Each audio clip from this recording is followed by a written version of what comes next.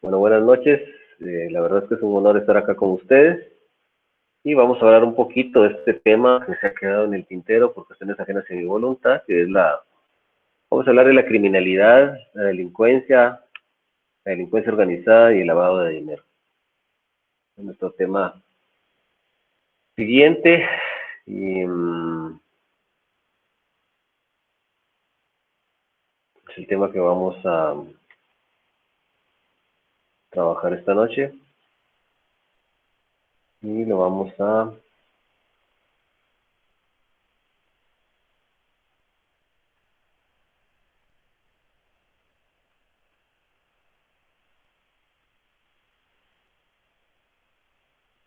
bueno.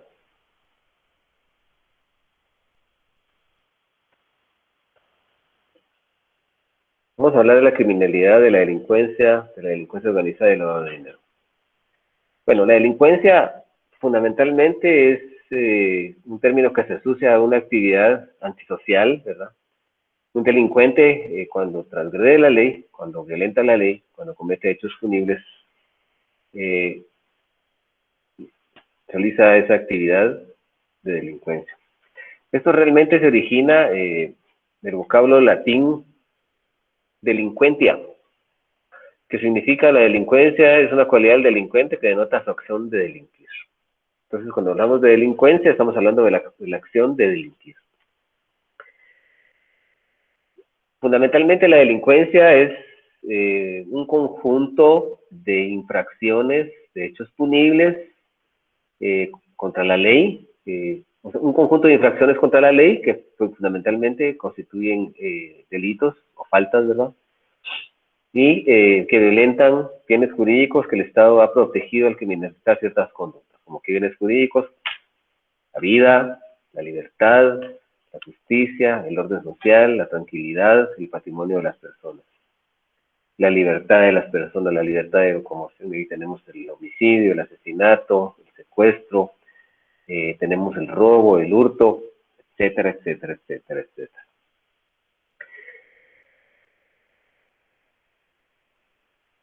Entonces, delincuente es el que transgrede la ley penal de forma reincidente y multireincidente y es considerado como un antisocial.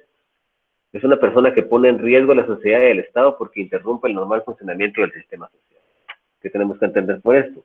Si una persona viene y delinque, comete un delito, aislado, pues él no sería un delincuente. Habría que analizar la proclividad en el futuro para poder cometer delitos en un estado de peligrosidad social, pero fundamentalmente, si esa persona comete un delito, es condenado por ese delito en una sentencia.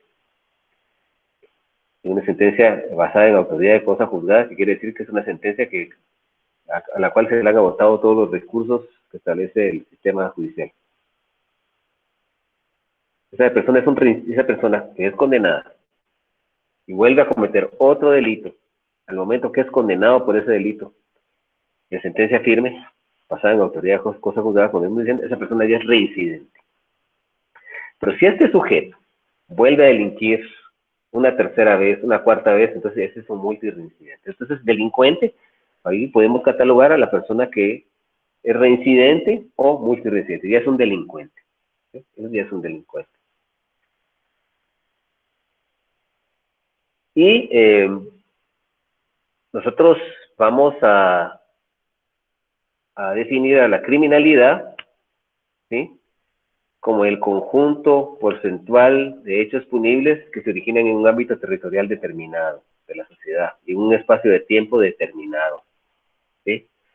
Entonces, recuérdense que la criminalidad, la delincuencia es la acción de delinquir, pero está determinada a un determinado número global de delitos, ¿verdad? Cuando nosotros hablamos de delincuencia imperante, por ejemplo, en México, ¿verdad? ¿Cuál es la delincuencia imperante en México? El crimen organizado, el narcotráfico, el trasiego el tráfico y la trata de personas, el trasiego de seres humanos, el tráfico de órganos, ¿verdad? Entonces, hablar de delincuencia es en términos generales un término más general, Pero cuando nosotros tocamos el término de criminalidad, es un término de carácter estadístico. Es un término de carácter estadístico, la criminalidad, porque la criminalidad agrupa los delitos por porcentaje de delitos. Por porcentaje de delitos, ¿sí? Que tienen una característica especial. Los analiza en un ámbito territorial determinado. Por ejemplo, en el departamento de Jalapa, en la ciudad capital, o en Villanueva, en Misco, o en Monjas, o en San Pedro Pinula, o en Sansare, o en Mataquescuintla, ¿sí? Y en un espacio determinado de tiempo. Cuando hablamos de la criminalidad imperante en Jalapa, en el último año, en la ciudad de Jalapa, en el último año, podríamos hablar que la criminalidad imperante ha sido las extorsiones, ¿sí? En las extorsiones. La delincuencia, ¿sí? Eso es lo que impera. Es bastante eso. También la violencia contra la mujer y la aportación de armas. Entonces, cuando hablamos de criminalidad es un aspecto porcentual. Pero no se preocupen ustedes porque en la realidad ustedes ven las noticias, ustedes miran un montón de tratadistas o personas expertas en el tema político y criminal y hablan indistintamente de criminalidad y delincuencia para referirse al fenómeno criminal, ¿verdad? Para referirse a este fenómeno criminal, el término criminalidad es más usado en nuestros países latinoamericanos, ¿sí? De México hasta la Argentina. Y la delincuencia es un término más usado en Estados Unidos, pero igual es un término indistinto que se utiliza para referirse al fenómeno criminal, a ese conjunto de delitos, ¿verdad? Solo que acuérdense ustedes que cuando la criminalidad lo hace fundamentalmente para este tipo de aspectos estadísticos. No sé si tienen alguna duda en estos momentos, antes de seguir avanzando, por favor, con esto de relación de la criminalidad y la delincuencia. Por favor, alguien que tenga alguna duda en estos momentos, antes de que sigamos agotando el contenido temático. Licenciado, una pregunta. Bien. La criminalidad prácticamente vendría siendo como la acción del delincuente. ¿Estoy bien ahí o no sé? No. La criminalidad es el análisis del fenómeno criminal, pero desde el punto de vista estadístico. Estadístico. Bueno. Desde el punto de Gracias, vista, cuando licenciado. nosotros hablamos de la criminalidad, estamos hablando de un porcentaje de hechos delictivos en un tiempo determinado, ¿sí? Y en un espacio territorial determinado. Y hablamos de delincuencia, hablamos del fenómeno criminal, pero no lo abarcamos estadísticamente hablando. Desde ese punto de vista estadístico no lo abarcamos. Hablamos del término delincuencia y decimos la delincuencia, sí, aquí en Jalapa hay mucha delincuencia, hay mucho, pues, podemos referirnos a que hay mucha delincuencia. ¿Por qué hay mucha delincuencia? Porque hay violencia contra la mujer, porque hay estructuras criminales pandilleriles operando con extorsión, porque hay venta el menudeo de estupefacientes, porque hay contrabando, etcétera. Estamos hablando de la delincuencia. Pero cuando nosotros queremos hablar de términos estadísticos y decimos que la criminalidad imperante en el año 2019 para el año 2020, lo que va en el departamento en el municipio de Jalapa, es la extorsión. Un porcentaje de extorsiones que se dan y que han suscitado y que sobre todo se focalizan en los sectores de comisión, en los sectores más periféricos de la ciudad. Terrero, la colonia Lindavista, etcétera, etcétera, etcétera. Ya vamos nosotros deslindando ciertas características, ¿verdad? Entonces, ¿alguien más tiene alguna otra duda de lo que hemos visto? Pero deslindemos eso de la criminalidad y la delincuencia. Nos hablamos de la delincuencia, estamos hablando de fenómeno criminal, de todos los delitos, todos los hechos punibles. Cuando hablamos de criminalidad, estamos haciendo una diferencia de carácter estadístico, ¿verdad? Bueno, entonces, dentro de las clases de delincuencia, pues lógicamente que tenemos nosotros varias clases de delincuencia. Tenemos una delincuencia de local, que es, por ejemplo, la que se da aquí en esta ciudad, la que se origina en un sector de la nación, es decir, en una ciudad-departamento, la que se da en esta ciudad de Jalapa o en el departamento de Jalapa, o la que se da, por ejemplo, en Villanueva y Misco, que son zonas rojas de la capital, son zonas rojas del centro metropolitano, la capital, son municipios del departamento de Guatemala. Entonces, esa es una delincuencia local, la que se da aquí en Jalapa. La que se puede dar en la cabecera es una delincuencia local. La que se puede dar para los que viven en Mataquescuintla, los hechos delictivos que se dan en Mataquescuintla es su delincuencia local. Para los que viven en Monjas, los hechos punibles que se dan en Monjas es su delincuencia local. A nivel nacional es que los hechos punibles tienen un efecto a nivel de toda la República. ¿Sí? Y entre esos tenemos diversos delitos, ¿verdad? Diversos delitos.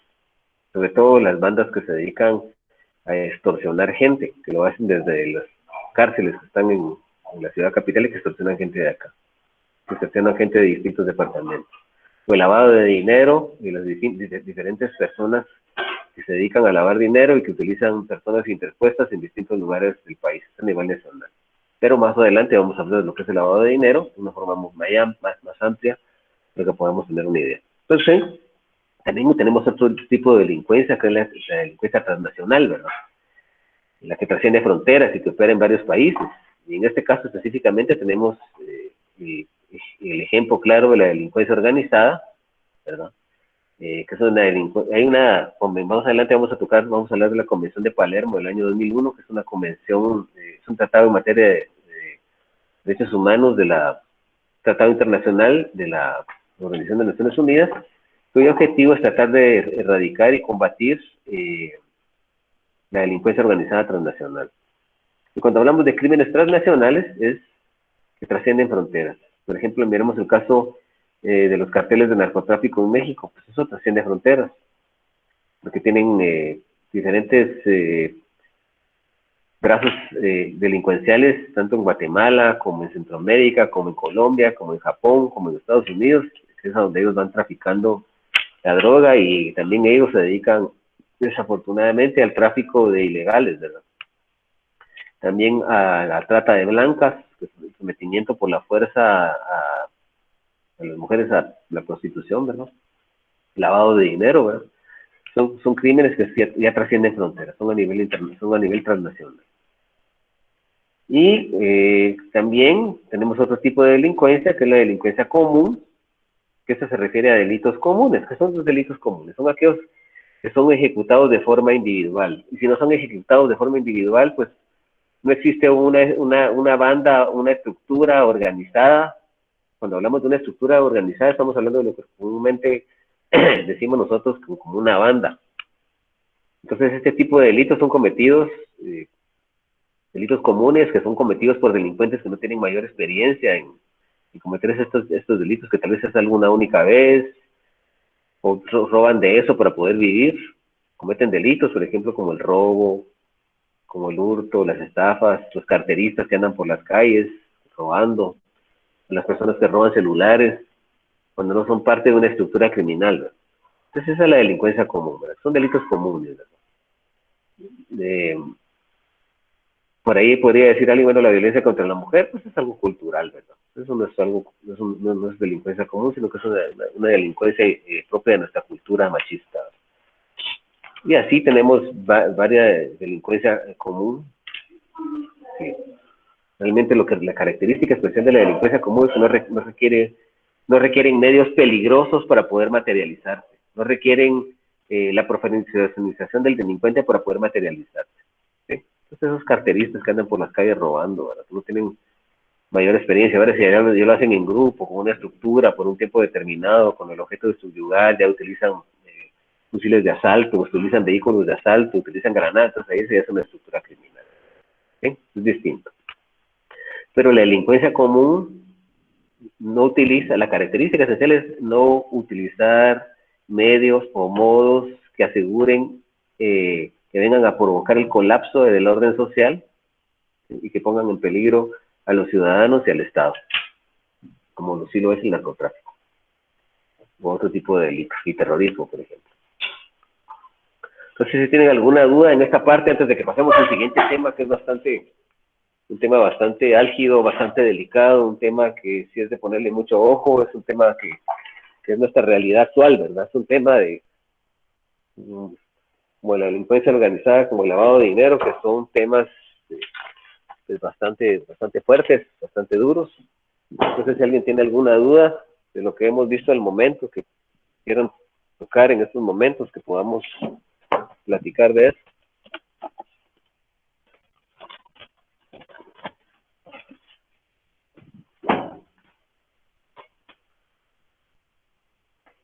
No, licenciado, creo que como lo ha explicado, estos temas están bastante claros. La verdad es que se entienden, ¿verdad? Muchas gracias. cada clase de la delincuencia. Muy bien, la verdad que soñaba con ser un comunicador que hable con claridad y que todo se entienda con mucha lógica, y creo que esa ha sido una de las características con ustedes también, para que no nos perdamos, no perdamos la brújula de lo que estamos hablando, ¿verdad? Entonces hablemos de este tema que es bastante muy interesante, ¿verdad? La delincuencia organizada, ¿verdad? Es una delincuencia que opera, su modus operandi, su modo de operar es a través de grupos, a esto se le llaman estructuras criminales, y son grupos de 3 o más sujetos. Estas estructuras criminales tienen una estructuración, un, un diseño en donde existen funciones específicas para cada miembro. Esta estructura tiene una actuación y existencia prolongada en el tiempo. Quiere decir que tienen un periodo de tiempo de existencia bastante largo. Miremos a la mafia, todavía existen algunas mafias como el Yakuza operando en Japón, todavía existen algunas mafias como la Cosa Nostra italiana que opera en Estados Unidos, o como la Camorra italiana que opera, o sea, capturan a los principales, el cartel de Tijuana, ¿verdad? El cartel de Juárez, ¿cómo se llama? El Chapo Guzmán es el cartel de Tijuana, creo yo, ¿verdad? Este cartel, o sea, los Sinaloa. capos, ¿cómo? Sinaloa, cartel de Sinaloa. Pues los capos, los jefes, por ejemplo, están ya, algunos han sido asesinados, otros han sido capturados, como el caso de Chapo Guzmán, que ha sido capturado por tercera vez el año pasado y que ya se ha sometido a un proceso penal, pero la estructura criminal persiste, tienen otro líder, el Mayo Zambada, por ejemplo, ¿verdad? Y así esas estructuras preexisten en el tiempo, ¿verdad? Y el objetivo principal es cometer delitos calificados como graves, ¿verdad? Y que están calificados como graves por la Convención de las Naciones Unidas contra la Delincuencia Organizada Transnacional y también nuestro derecho interno a través de la Ley de la Delincuencia Organizada, y están calificados ahí.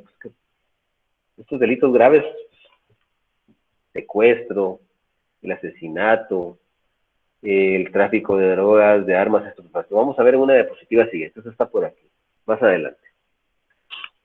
Bueno, es importante que nosotros tratemos que la Convención de las Naciones Unidas contra la Delincuencia Organizada Transnacional, o Convención de Palermo, es un tratado internacional que fue creado en el mes de diciembre del año 2000 por la Organización de Naciones Unidas en la ciudad de Palermo, Italia, con el objetivo de estandarizar a nivel mundial la normativa para combatir la delincuencia organizada. Ellos establecen una normativa uniforme que los países que han ratificado ese tratado se ven obligados a combatir la delincuencia organizada y sobre todo los delitos que puede cometer la delincuencia organizada.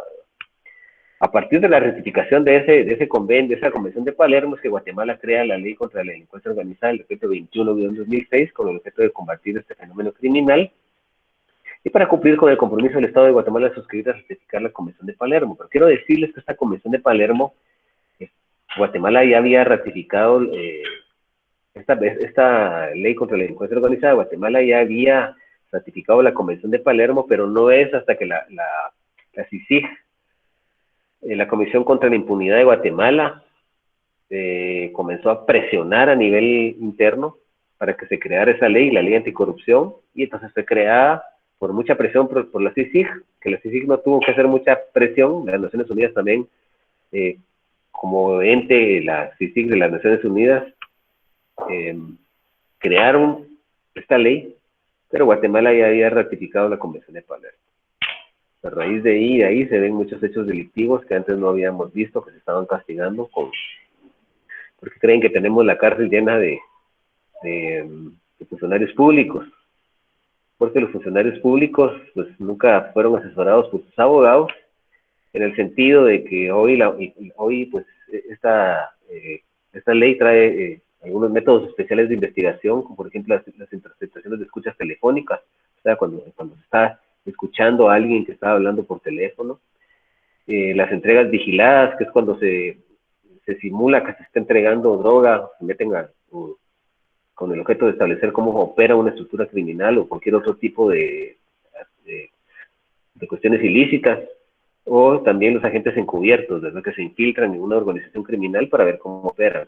Y así, pues, eso existe. Sobre todo, tenemos una ley contra la corrupción también bastante fuerte, y por eso es que tenemos nuestras cárceles bastante llenas de estos funcionarios, y porque la justicia estuvo presionando. No sé si este fenómeno de persecución penal va a seguir así, pero sí hemos visto, por ejemplo, ahorita que hay con esto de las comisiones de postulación, también hay muchas cuestiones ahí que se están tejiendo, hay muchos antejuicios que se han dirigido con ese objetivo, y se está persiguiendo estos delitos como no se había podido hacer antes, porque hoy se cuenta con un instrumento, con instrumentos de investigación más adecuados, más especializados, y por eso es que tenemos nosotros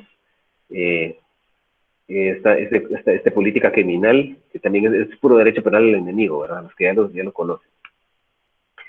Bueno, vamos a... El fenómeno de la delincuencia organizada ya lo hablamos la semana pasada, pero vale la pena que hablemos de algunas cuestiones. Es un fenómeno que surge en el siglo XVII y XVIII, o sea, las triadas chinas, la mafia italiana, la Cosa Nostra en Estados Unidos, la Camorra en Italia, en Nápoles, Italia, la mafia agraria que había en Italia, la mafia urbana empresarial y la mafia empresarial financiera, la mafia japonesa de luz de azúcar, las triadas chinas, la mafia rusa, los carteles del narcotráfico, no son algo nuevo, ¿verdad? Las pandillas son cuestiones que, con el narcotráfico más que todo años 70, 80, pero lo demás sí tiene mucho tiempo atrás de historia.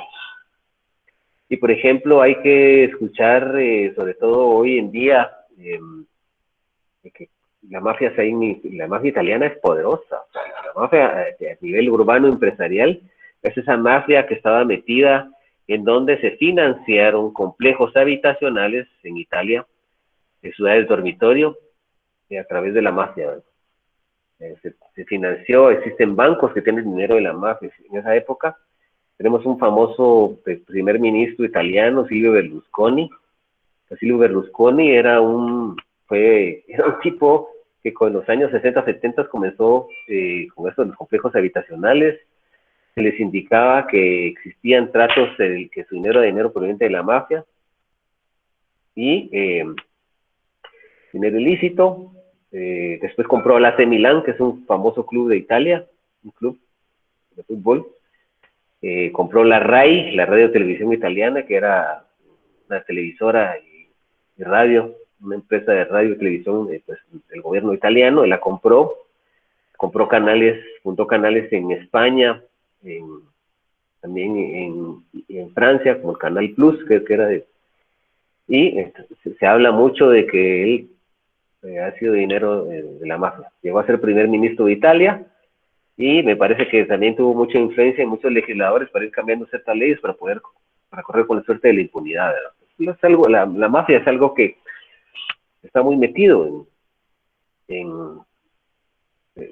se enmascaran trasiego de licores, de drogas, de actividades como el secuestro o el sicariato, o el trasiego de personas, trasiego de órganos. Se tiene ese dinero ilícito y se canaliza en negociaciones que aparentan ser lícitas. Así es como se va infiltrando todo ese dinero sucio, que lo vamos a explicar más adelante.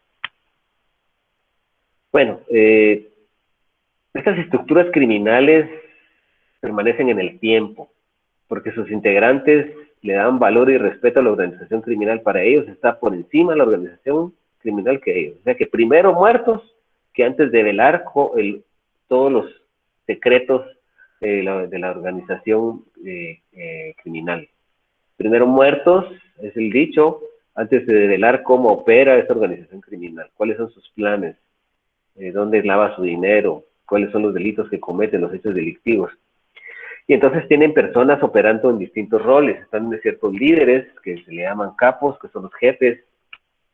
También otras personas que se dedican a planear hechos delictivos de distinta índole. Alguien va a planear, por ejemplo, sicariato, otro va a planear el secuestro, otros van a planear el tráfico de drogas estupefacientes, otro el tráfico de, por ejemplo, de la fayuca, la famosa fayuca, que es las mercancías o mercaderías que violan los derechos de aduanas, entran a un país sin pagar impuestos. Otras es el brazo armado, son los que ejecutan los hechos delictivos, son los que causan la zozobra pública, los que se enfrentan con la policía, los que se enfrentan con otros carteles, provocan asesinatos, y otro grupo de esa estructura, pues lava dinero. Entonces, es un grupo realmente bien organizado, y lógicamente que también tienen formas muy especiales, tienen aparatos de última tecnología para poder realizar las comunicaciones entre ellos, teléfonos satelitales, vehículos muy especiales, con armamento muy sofisticado, con aviones, con avionetas, con helicópteros, con fusiles de asalto, y con armas realmente más sofisticadas, con gente muy entrenada. Reclutan dentro de su brazo armado, por ejemplo, estos Z, que era el brazo armado del cartel de Juárez en México, se reclutaba caidiles nuestros, caidiles. Los soldados que habían hecho el curso caidil eran reclutados por ellos, también reclutaban a ex miembros del ejército mexicano, y también llevaban muchos instructores de boinas verdes, de cobras, ejército del caidil, que son fuerzas élites del ejército, que hemos mencionado, sobre todo el ejército guatemalteco, el brasileño, el norteamericano, el mexicano, para poder entrenar a sus hombres y tener un ejército bien armado y para poder realizar la guerra. No miren este caso que recientemente tenemos en la retina, no hace poco, de principios de año, cuando el ejército quiso capturar al hijo de Joaquín El Chapo Guzmán, y esos criminales se echaron a la calle, el brazo armado del cartel de Sinaloa se tiró a la calle a matar a un montón de gente, y tuvieron que liberar al hijo del Chapo porque se fueron a un fraccionamiento, como dicen los mexicanos, que es una zona residencial, una colonia, por así decirlo, y capturaron tenían como rehenes a varios militares y a sus familias, y amenazaban con matarlos, aniquilarlos, y no soltaban a este muchacho. Así lo lograron. Entonces es el poder que esta gente tiene tan fuerte, un poder muy fuerte. Los delitos que hablábamos al principio de la delincuencia organizada, pues hay una alta gama, son varios. Creo que ustedes podrían encontrarlos en el artículo 4 de la ley de la delincuencia organizada. Permítanme, es el artículo, voy a decir qué artículo es.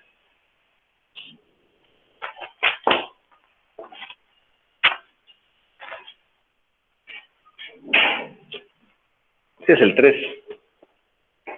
Sí, hay varios.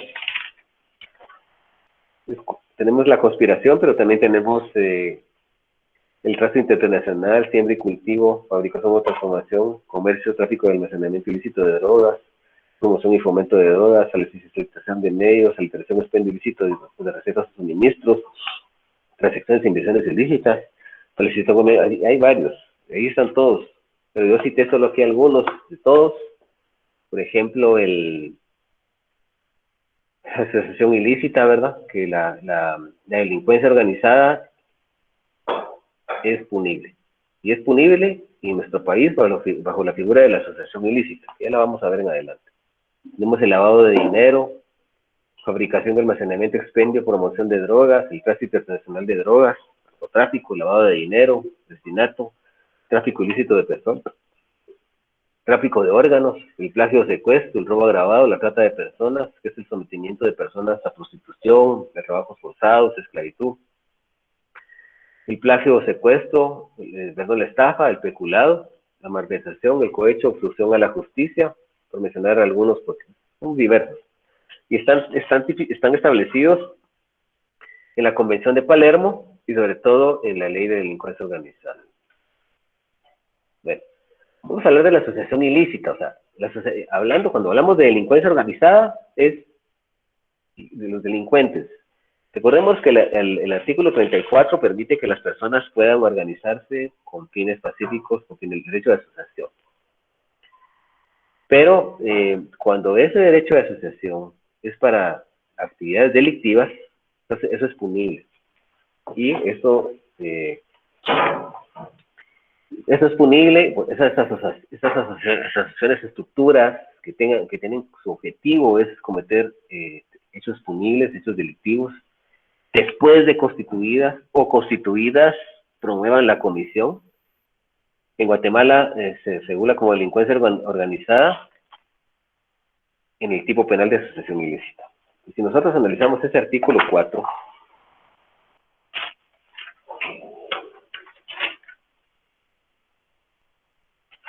establece, dice asociación ilícita. Quien es miembro de un cartel de narcotráfico, quien es miembro de una pandilla, un grupo terrorista, comete el delito de asociación ilícita. Dice, artículo número 4, ley de la delincuencia organizada, dice, comete el delito de asociación ilícita quien participe, integre asociaciones del siguiente tipo. Las que tengan por objeto cometer algún delito. O sea, se crea esa estructura criminal que no existía, pero se crea para cometer un delito. Se organiza con miembros con funciones específicas para cometer ese delito específico. Y cometen ese delito. O después de constituidos, proveen su comisión, se constituyen, proveen ese delito y van a promover otros.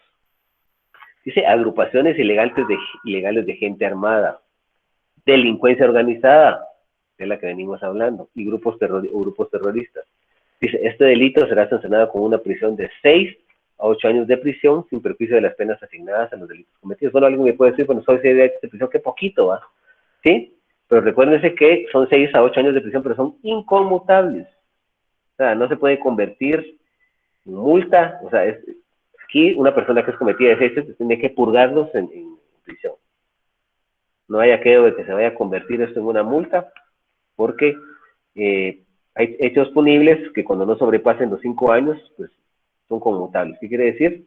Que se va a pagar entre 1 quetzal y 100 quetzales por día que fue condenada una persona. Entonces, esta es la asociación ilícita, ¿verdad? El bien jurídico que se titula en la asociación ilícita o la delincuencia organizada, prácticamente que son sinónimos ahora, es el orden público. El orden público, y entendiendo esto del orden público, haciendo una operación exegética, en el entendido de que como la armonía y pacífica coexistencia de los ciudadanos, el derecho que tienen los ciudadanos a coexistir de forma armónica y pacífica, bajo la soberanía del Estado, que dice bajo el yugo, bajo la dirección del Estado, respetando las leyes que existen en nuestro país, sometiéndose al orden social. Y el derecho a la paz, sometimiento a la paz y tranquilidad de aquellos que lo experimentan.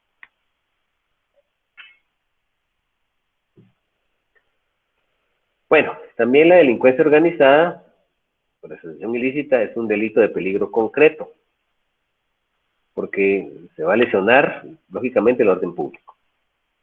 El riesgo se presume que una persona está en riesgo al momento de que es perturbado por una asociación por medio de una estructura criminal. Hay una perturbación al orden público, es de carácter permanente porque sus efectos se prolongan en el tiempo, es colectivo plurilateral porque necesita la intervención de varios sujetos. O sea, una asociación ilícita para poder operar necesita de 3 o más miembros en adelante. Es un delito de mera actividad porque se materializa, se comete con el solo hecho de pertenecer a una organización criminal, sin necesitar que exista un resultado posterior. ¿Verdad? Solo con los delitos de mera actividad son los que necesitan un resultado posterior. Los delitos de resultado son aquellos que sí necesitan un resultado posterior. Por ejemplo, si nosotros venimos y se asesina a alguien, ¿qué es lo que se provoca como resultado? Que se pierde la vida de una persona. Es un delito de resultado, pero es un delito de mera actividad, porque solo con el hecho de... Otro delito de mera actividad es el delito de portación ilegal de armas de fuego. El hecho solo de portar el arma de fuego ya consiste en delito.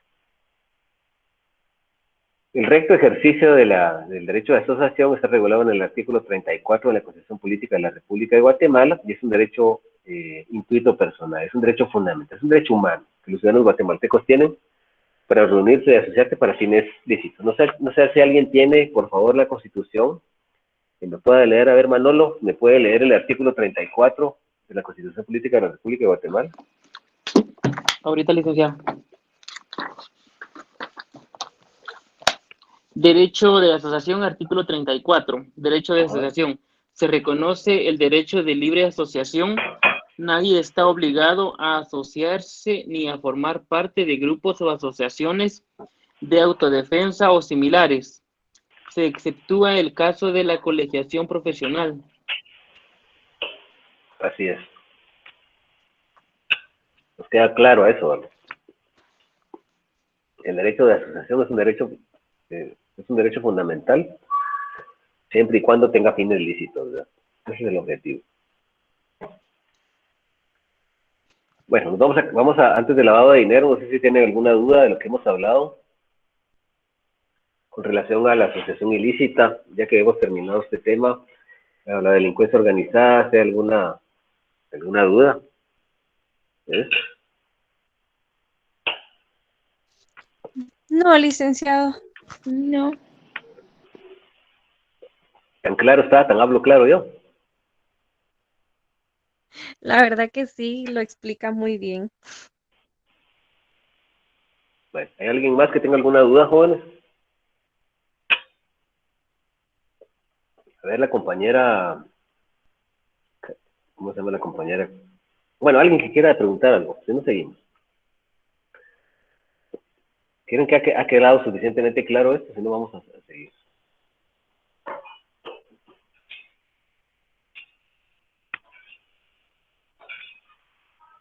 Bueno, vamos a seguir. Hablemos ahora del lavado de dinero. Este delito, pues es un delito realmente que golpea la economía nacional. Cuando hablamos de la economía nacional, recuérdense que la actividad económica que realizan las empresas, como las fábricas que producen refrescos, como las fábricas que producen productos para el consumo básico, como las fábricas que producen cualquier tipo de bien o servicio, fábrica de vehículos, la actividad tolera, la actividad industrial, la actividad de telecomunicaciones, la actividad es variada, la actividad económica, la actividad bancaria también. Entonces, ese golpea la economía nacional. ¿Por qué? Porque es un conjunto de operaciones o de actividades que son realizadas por una persona individual o jurídica, es decir, lo puede cometer un ser humano con capacidad legal o también lo puede cometer una sociedad mercantil, lo puede cometer una fundación, lo puede cometer una asociación que han sido constituidas legítimamente con el objetivo de ocultar, de disfrazar, ¿sí?, bienes, recursos o dinero que proviene de actividades ilícitas.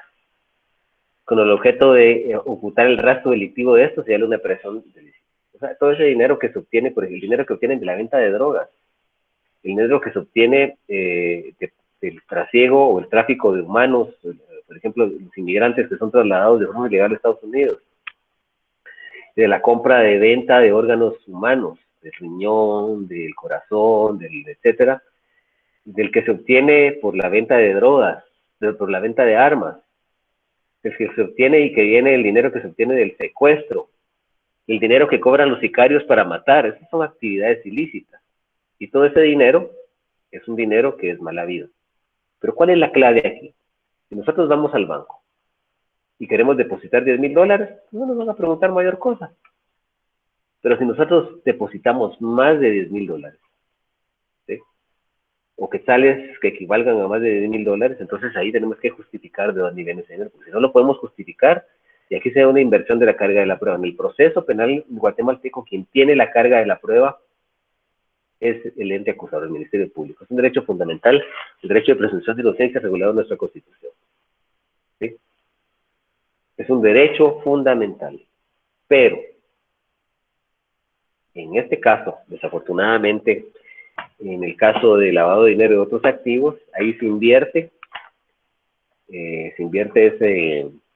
la carga de la prueba, y quien tiene que probar que ese dinero es lícito es la persona a la cual se lo tomaron, la persona que comete el delito. Entonces, esa persona tiene que probar, ¿verdad?, que ese dinero es lícito. Y si no prueba que ese dinero es lícito, entonces es perseguido penalmente por el delito de lavado de dinero de otros activos. Es lamentable que se dé eso, ¿verdad?, que es una excepción al principio de presunción de inocencia, ¿verdad? Y nosotros establecemos, por favor, el artículo 14 de nuestra Constitución dice: toda persona es inocente. El artículo 14 constitucional. Es una garantía constitucional. Una garantía judicial propia del proceso penal. Toda persona es inocente mientras no se le haya declarado responsable judicialmente en sentencia debidamente ejecutoriada. Sentencia ejecutoriada es aquella sentencia que se le han agotado todos los recursos legales. Dice, el detenido, el ofendido, el Ministerio Público y los abogados que hayan sido designados por los interesados en forma verbal o escrita tienen derecho de conocer personalmente todas las actuaciones, documentos y diligencias penales sin reserva alguna en forma inmediata.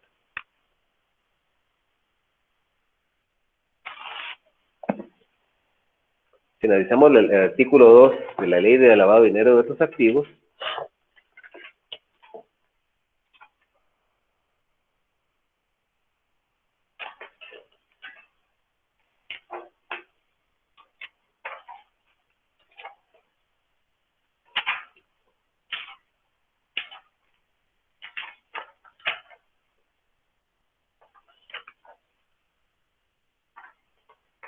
el 2 dice, señores, en el artículo 2 se regula el delito de lavado de dinero de otros activos. Se dice, comete el delito de lavado de dinero de otros activos quien por sí o por interposta de esta persona invierta, convierta, transfiera o realice cualquier transacción financiera con bienes o dinero, sabiendo que por razón de su cargo, empleo, oficio o profesión está obligado a saber que los mismos son producto o proceden o se originen de la comisión de un delito.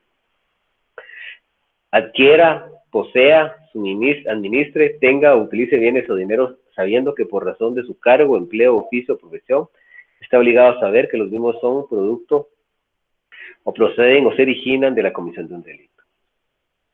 Oculte o impida la determinación de la verdadera naturaleza, el origen, la ubicación, el destino, el movimiento o la propiedad de los bienes o dinero o derechos relativos a tales bienes o dinero, sabiendo que por razón de su cargo, empleo, oficio o profesión esté obligado a saber que los mismos son producto de la comisión de un delito. Y el artículo 2 bis, que era el que le venía mencionando, dice autonomía del delito. El delito de lavado de dinero de otros activos es autónomo y para su enjuiciamiento no requiere procesamiento, sentencia ni condena relativa al delito con el cual proviene, origina los bienes, dinero de otros activos. Es decir, que si alguien viene y es de objeto del sicariato o del secuestro, nosotros no necesitamos probar que el secuestro se materializó, que el sicariato existió, que el tráfico de drogas existió, porque el segundo párrafo establece lo que les decía de la inversión de la carga de la prueba.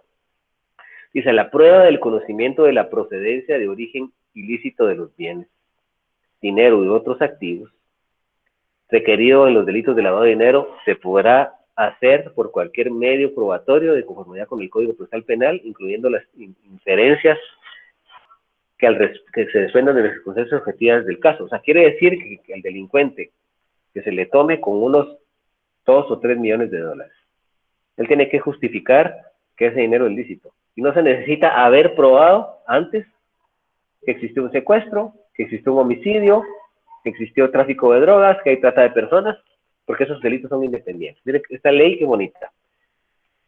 La persona que nosotros generamos y allanamos una casa, y encontramos un cuarto lleno de dólares, y hay unos 100,000 dólares, 100 millones de dólares ahí, que lo justifique de dónde viene, porque si no lo justifica, es lavado de dinero de otros activos.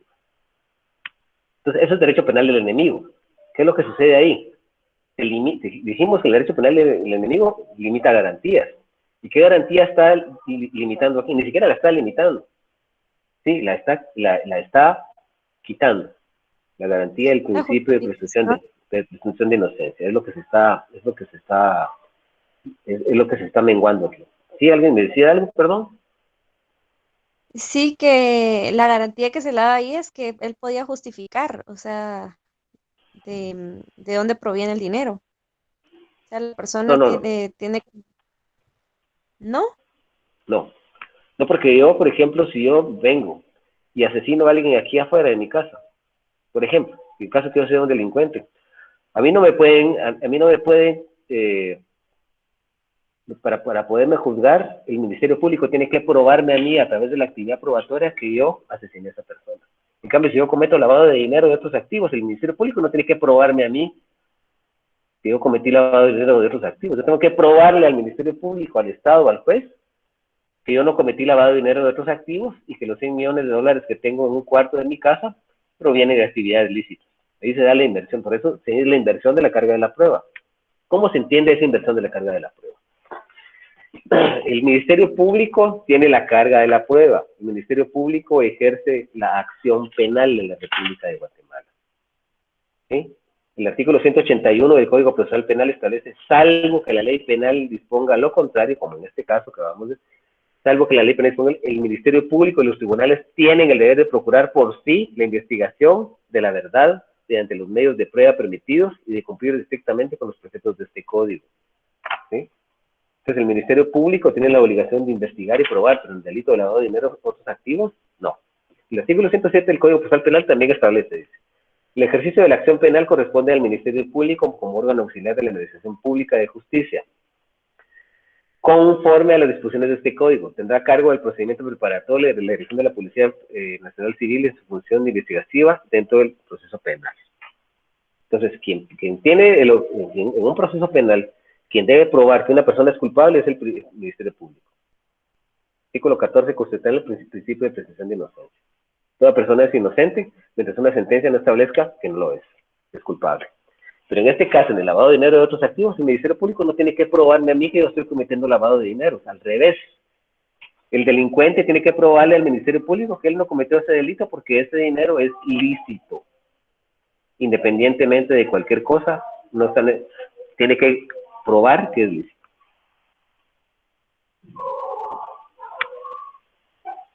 ¿Hay alguna otra duda de esto? ¿Ha quedado claro, Sulmari, lo que le estoy explicando? ¿Entendió bien? ¿O tiene alguna otra pregunta? Sí, licenciado, ya le entendí más o menos lo que me quiso decir. Recordemos que el derecho penal del enemigo limita garantías. ¿Qué garantía? Como el debido proceso, como el derecho de defensa, y el principio de inocencia es una garantía. Es un poco prematuro. Tal vez cuando lleguemos a procesal penal, y si tengo la suerte de estar con ustedes todavía en ese entonces, estoy vivo todavía, entonces ya le voy a explicar lo que son los derechos y garantías del sistema acusatorio adversarial, y ahí van a poder ustedes establecer un poquito más con esto. Esto es un poquito prematuro, ¿verdad? Pero en el programa tenemos que explicarlo. Bueno, el origen de este delito está en la Convención de Viena, de 1988. Es la Convención de Naciones Unidas contra el tráfico ilícito de drogas, estupefacientes y sustancias psicotrópicas, que obliga a los estados que suscribieron este tratado a crear en sus legislaciones este tipo penal de lavado de dinero y de otros activos. Así como la Convención de Palermo del año 2000, de la que veníamos hablando, que es la Convención contra la Delincuencia Organizada Transnacional, la Convención de Naciones Unidas contra la Corrupción de Mérida, del año 2003, Mérida, México, y también hay un grupo financiero internacional que es el que se dedica a dar los estándares que deben seguir los bancos en sus operaciones comerciales, y ese grupo GAFI en su recomendación número 3 recomienda que se deba criminalizar todas esas actividades de lavado de dinero de otros activos. Entonces, ese es el marco legal, de ahí es de donde viene esto. Esto nace en 1988 con la Convención de Viena, y la Convención de Palermo sigue hablando de ella en el 2000, y también en la Convención de Mérida. Esto es Sistema Universal de Derechos Humanos, los derechos humanos que se aplican para el mundo, Organización de Naciones Unidas. También nosotros tenemos, Guatemala pertenece a dos sistemas de derechos humanos, el Sistema Universal, que es la Organización de Naciones Unidas, y el Sistema Interamericano de Derechos Humanos, que es a través de la OEA, Organización de Estados Americanos, y esos son los dos sistemas a los que pertenece Guatemala. Y sobre todo de la Convención Americana de Derechos Humanos, que es la que regula los derechos humanos para Latinoamérica, que tiene su sede en San José, Costa Rica.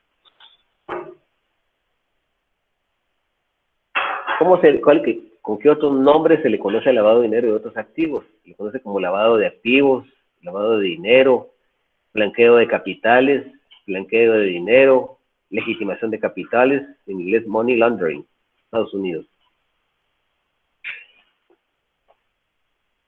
Las características de este delito. Es de naturaleza internacional. Es un fenómeno que trasciende fronteras, se da a nivel internacional.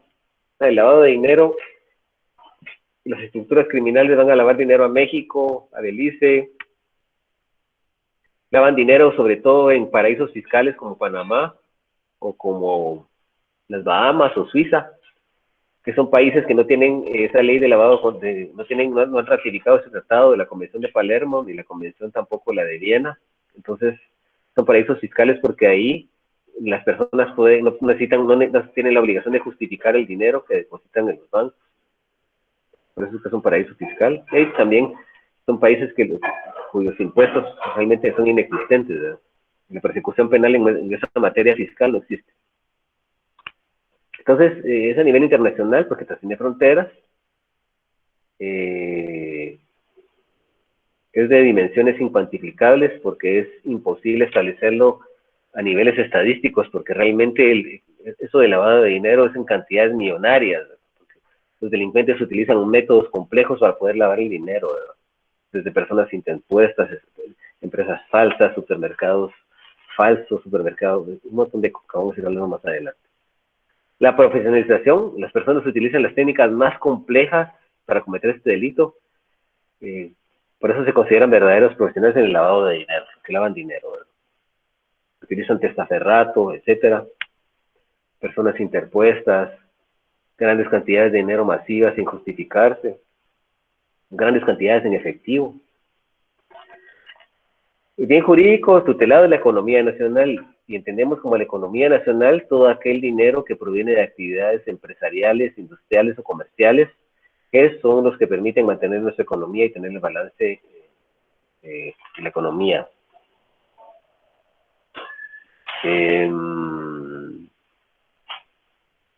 un delito de carácter permanente porque sus efectos se prolongan en el tiempo, tienen unos efectos duraderos en el tiempo. Los carteles del narcotráfico siguen lavando dinero, tienen una existencia de hace 10 o 15 años y están lavando dinero permanentemente, siguen lavando dinero mientras ellos existan. Se utilizan el uso de identidades supuestas para personas que se hacen pasar por otras personas para poder cometer este delito. Realizan de movimientos bancarios, movimientos en efectivo, sin que tengan sustento en relaciones comerciales que lo justifiquen. Quiere decir que se manejan grandes cantidades de dinero que no pueden justificar el fin lícito o el origen lícito de ese dinero. Se emplean personas interpuestas, ¿sí? Es decir, que son personas que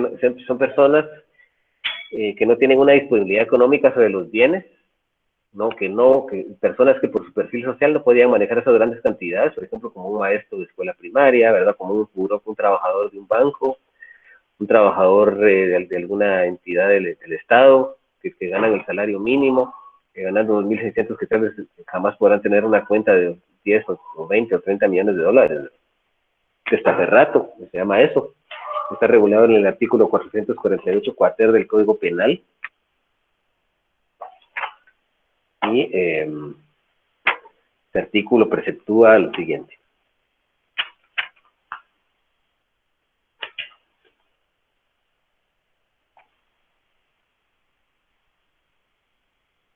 Comete el delito de testaferrato la persona individual o jurídica que prestare su nombre o razón social para colaborar con la comisión de cualquiera de los delitos contemplados en el título 13º de este código. El responsable de este delito será sancionado con pena de prisión de 5 a 10 y multa de 50.000 a 500.000 quetzales. Ese es el testaferrato.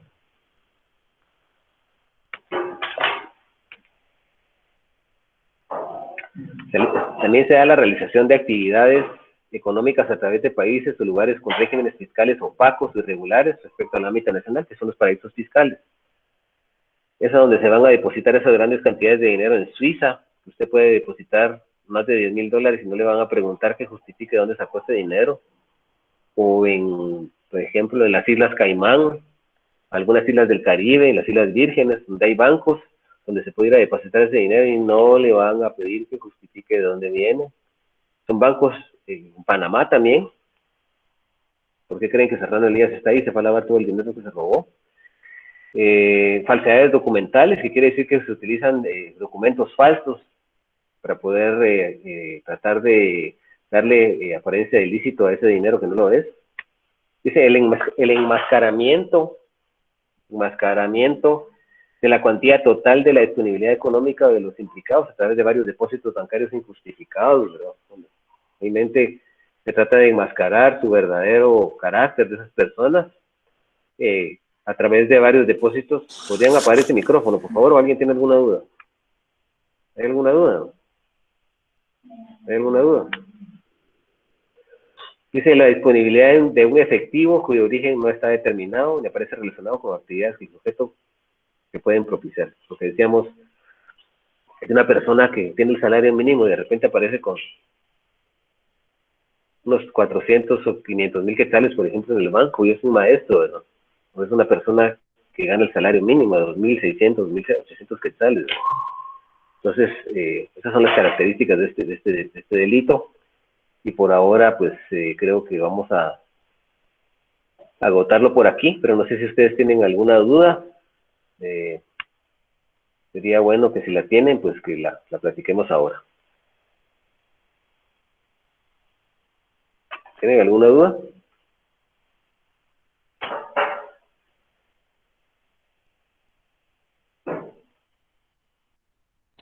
Licenciado, yo todo claro, solo tengo una duda, pero es así como de lo mismo, pero fíjese que eso Sí, no lo escucho. cuando, por ejemplo, yo estoy vendiendo un terreno, por así decirle, ¿ahora me escucha? Sí. Póngale que yo vendo el terreno por 50,000 quetzales, y yo cuando lo quiero ir a depositar al banco me preguntan por qué, por ejemplo, de dónde saqué los 50,000 quetzales, y yo tengo que justificar que fue por la venta de un terreno. Pero mi pregunta es, ¿se investiga de dónde sacó el dinero la persona? Sí, sí la investiga, pero por 50,000 quetzales no la van a investigar. No. Tendría que ser por unos 70 y... Pagamos de cuentas entonces unos 100,000 quetzales. Unos 200,000. Ahí está. Ahí tendría que justificar de dónde viene ese dinero. Ahí sí. Porque hay personas que vienen y tienen un terreno valorado en 10,000 quetzales y lo venden en 200... Perdón, venden en 10,000 quetzales, tienen un terreno que vale, que en escritura pública, que en documentos vale 10,000 quetzales, pero lo venden en 800,000 quetzales, ¿verdad? Y cuando van a depositar ese dinero al banco, pues ahí sí los pueden acusar por estar lavando dinero porque no están pagando impuestos, porque ellos tenían que haber venido y evasión de impuestos, evasión fiscal, porque tenía más que todo evasión fiscal, porque si yo vendí un bien que valía 10,000 quetzales en escritura pública, pero lo venden en 800, tenía la obligación de haber hecho la escritura pública por los 800,000, y aparte de ello, tendría que yo haber generado el IVA de 800,000 quetzales. Entonces el Estado es donde está perdiendo los impuestos que le estoy pagando. Pero sí. Bueno. Hay que justificar, la gente tiene que justificar lo que va a ir a depositar al banco, ¿verdad? Sí, pues. Tiene que justificar de dónde viene, ¿Y la persona que compra tendría que justificar de dónde saca el dinero para poder comprar? En efecto, si alguien nos compra, nosotros no le vamos a aceptar que nos dé los 800,000 en efectivo, jamás. Porque nosotros tendríamos que, si nosotros estamos aceptando, en primer lugar, como tendría que darnos un cheque. Porque esas transacciones él tiene que también justificar de dónde saca eso. ¿Sí? Y el notario que realiza la escritura tendría que exigirle cuentas, porque los notarios que hacen las escrituras pueden denunciar ese tipo de hechos punibles. Está en la ley contra el terrorismo, ¿sabes? Tiene que justificar eso. ¿De dónde tienen tanto efectivo? ¿Verdad? Ya entendí, licenciado. Eso sería como para supuestamente mitigar el lavado de dinero, ¿verdad? Exactamente. Lavado de dinero y la evasión fiscal también que se da ahí, ¿verdad? Por omitir el impuesto al valor agregado de 800,000 quetzales, ¿verdad?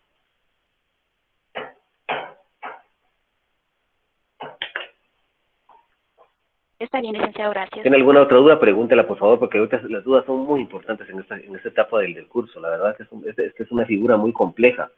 Yo sé que usted tiene más dudas, y no tenga pena, pregunte. ¿No hay alguna otra duda?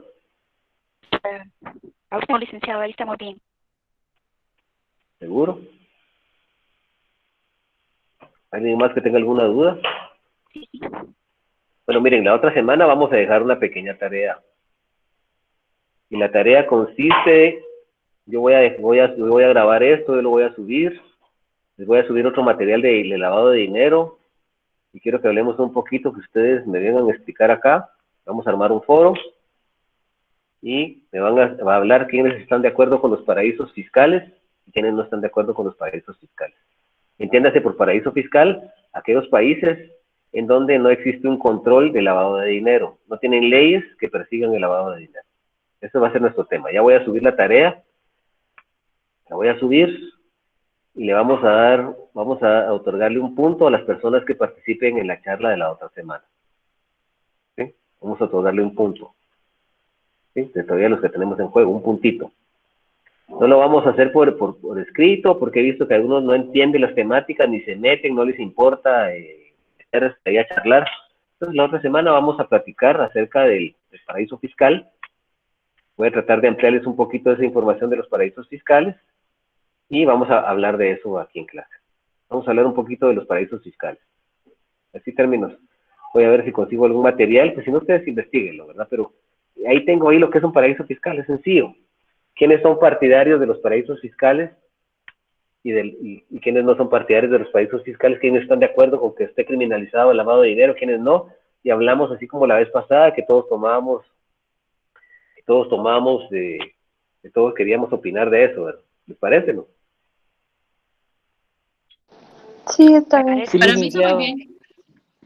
Perfecto. Entonces yo voy a tomar nota de eso y esa misma Está noche, bien, licenciado. vamos a tener que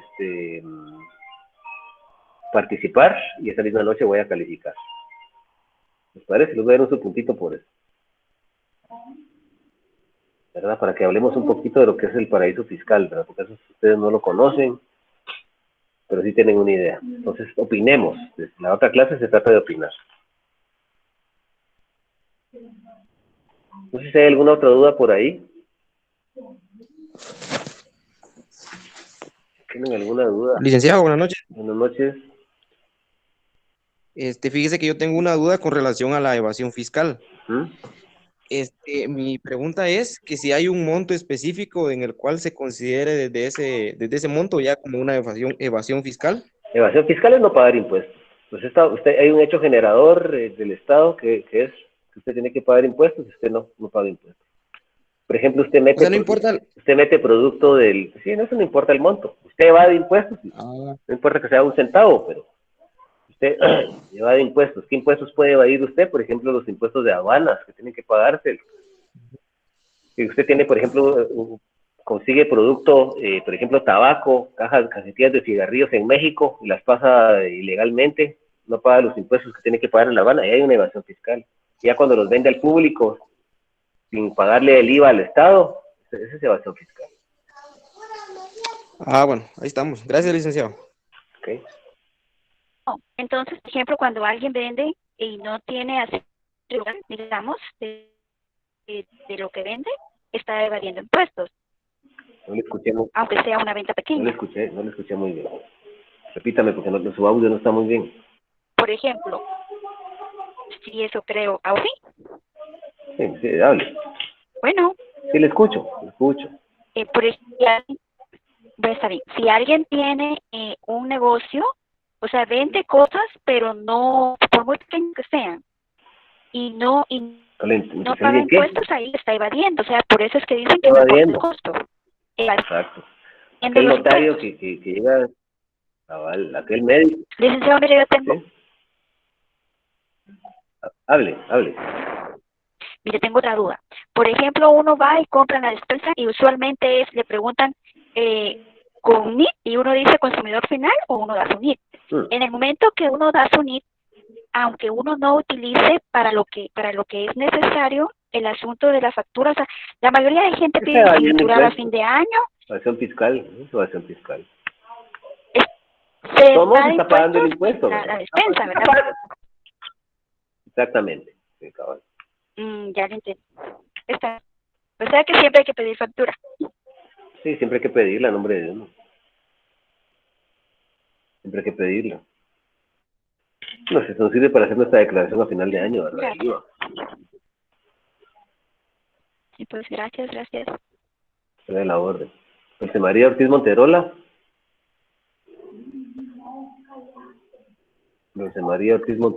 Yo. Sí, licenciada, buenas noches. ¿Alguna duda? Yo tengo una duda con respecto a la evasión fiscal. No sé si años o meses se va preso por evadir o no hay detención. No le escuché mucho. Si pudiera volverme a Sí, le digo que si a cuántos años de prisión o cuántos meses por la evasión fiscal se le pueden otorgar a una persona. Permítame, ahorita le voy a decir. No lo tengo muy en mente ahorita, pero sí. Permítame. Ahorita le voy a decir que está por acá.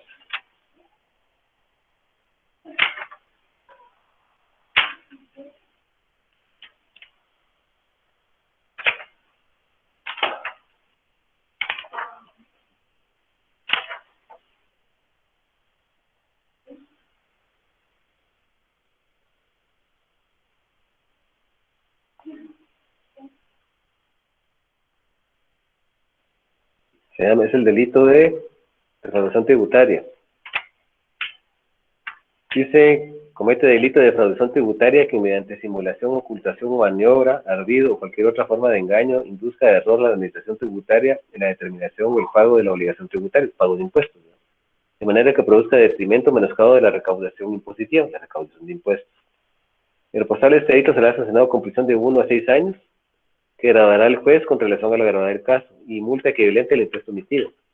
Yo tuve un caso ahorita de evasión fiscal de una persona que le manejaron muy erróneamente su contabilidad, no le dieron declaraciones más o menos durante año y medio, y lo que le debía al Estado eran 195,000 quetzales. Entonces era condenado con una condena de 1 a 6 años, y aparte es el 100% del impuesto emitido, y ahí también la multa, o sea, tiene que pagar los 195,000 quetzales de impuesto, más una multa de 195,000 quetzales, más el interés legal de todo eso. Realmente es espeluznante, casi como 600,000 quetzales. Entonces así se castiga eso. Es una pena no muy grande, ¿verdad? Es de 1 a 6 años, pero el problema está que hay que pagar el impuesto omitido y una multa sobre el impuesto. Si usted omitió el impuesto de 10,000 quetzales, usted tiene que pagar los 10,000 quetzales, más una multa de 10,000 quetzales, y el tiempo que usted tardó en pagar eso, genera interés, hay que pagarlos también. O sea, Lee, que se paga el doble de lo que uno debe. Así es. Lo que debe No importa. y el interés. Y el doble de lo que uno debe, prácticamente, más los intereses. Ah, está bien, gracias, Lee. Ok.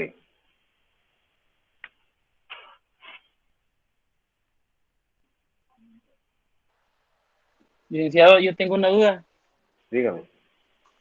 Por ejemplo, una X persona de pequeño contribuyente está inscrito en la SAT. Viene y sobrepasa los 150,000, en un lapso de 8 meses, por ejemplo. La SAT le notifica que se tiene que pasar al 12%. Ajá. ¿Cuánto tiempo da la SAT para hacer ese trámite después de que se notifique? Fíjese que no soy experto en derecho fiscal, honestamente, ahí sí le quedo mal. ¿Verdad? Eso tendría que ser con un contador auditor público, pero ahí sí le quedo mal. A ver, Ahí sí le quedo gracias, mal. licenciado. Perdón.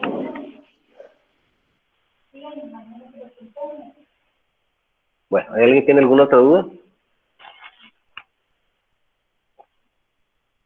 Bueno, nosotros nos vamos a quedar por aquí y les voy a subir esta clase para que la tengan ustedes en YouTube, para que la puedan estudiar, porque les va a servir mucho. ¿Les parece que la suba a YouTube? No, la dejo aquí. No, sí, ¿La está bien. sube, por favor? Sí, que la sube, licenciado. Por favor. Okay. Gracias. Está bien, entonces la vamos a subir. La verdad que ha sido un verdadero gusto, un verdadero honor. Lamento mucho que esa grabación que hice no sirviera, pero aquí estamos tratando de solventar esa falencia, ¿verdad?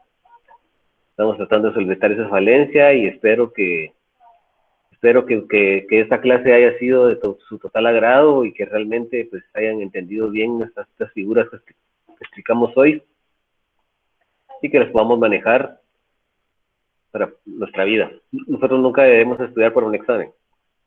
Un abogado estudia para su ejercicio profesional, para su vida. Esa es la clave.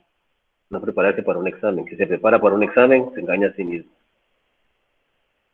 Entonces nos quedamos por acá, jóvenes.